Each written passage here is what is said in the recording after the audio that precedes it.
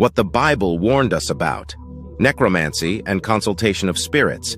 God's commandments serve as protective walls, shielding us from harm.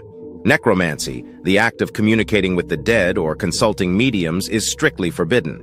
This practice, though tempting, opens doors to demonic invasion, leading individuals down a dangerous path.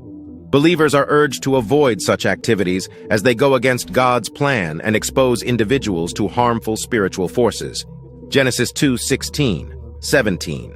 And the Lord God commanded the man, "You are free to eat from any tree in the garden, but you must not eat from the tree of the knowledge of good and evil, for when you eat from it, you will certainly die." They did not die physically like they were expecting, but they died spiritually and doomed the rest of humanity to be born spiritually dead. It is better for us to obey God. His commands are there to protect us, obedience to God's commands.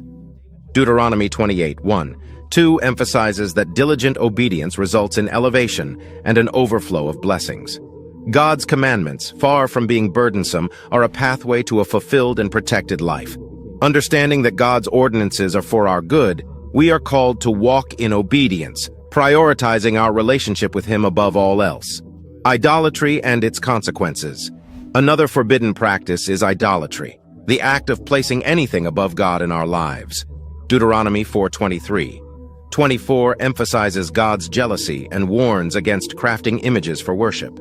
Idolatry not only separates individuals from God, but also leaves them vulnerable to spiritual attacks. Anything that competes with God for our devotion becomes an idol. God's first commandment, "You shall have no other gods before me," underscores the importance of keeping Him first in our lives.